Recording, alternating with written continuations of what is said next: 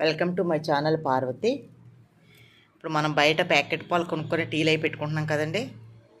టీలు అవే పెరుగులు తోడు పెట్టుకుంటున్నాం. ఏది వాడాలన్నా ప్యాకెట్ పాలండి. కానీ అది చాలా డేంజర్ అండి ప్యాకెట్ పాలు అనేవి.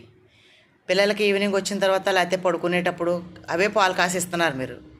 అలా కాదండి. మనకు దగ్గరలో చాలామంది గేదెలు ఉంటాయి, ఆవులు ఉంటాయి. గేదె పాలు కంటే ఆవు పాలు ఇంకా చాలా మంచివి అండి.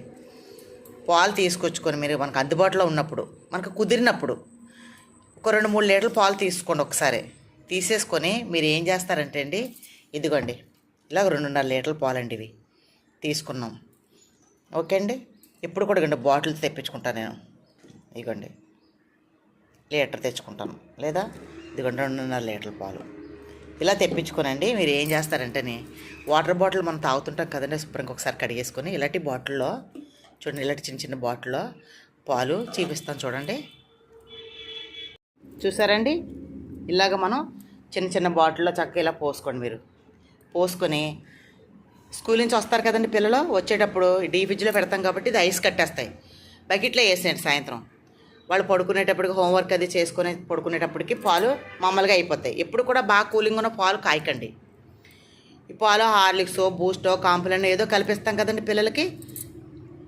కొంచెం పడుకునేటప్పుడు కొన్ని పాలు ఇలా హార్లిక్స్ అది కలిపి ఇచ్చుకోండి. ఇలాంటి ఒక బాటిల్ తీసుకున్నారనుకోండి, 2 పిల్లలకి సరిపోతుంది.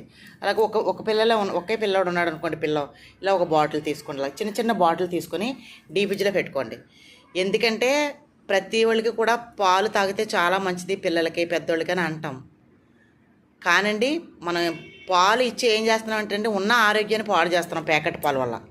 ప్యాకెట్ పాలు ఇచ్చి ఏం చేస్తున్నామండి, ఉన్న ఆరోగ్యాన్ని పాడు చేసేస్తున్నాం పిల్లలకి. అలా కాదండి. ఎక్కడైనా సరే మనకు తెలిసిన వాళ్ళు చాలామంది ఉంటారు. ఎక్కడో దిక్కిన గేదెలు ఆవులు అన్నీ ఉంటాయి. ఇప్పుడు అన్నీ దొరుకుతున్నాయండి. కాకపోతే 10 రూపాయలు ఎక్కువ పెట్టి కొనుక్కోండి.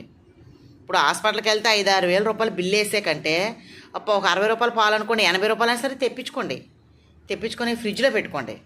ఎప్పుడు కూడా ప్యాకెట్ పాలు వాడకండి. ఓకేనండి. నా వీడియోస్ ఫాలో అవుతుండండి, షేర్ చేయండి, లైక్ చేయండి. థ్యాంక్ యూ అండి.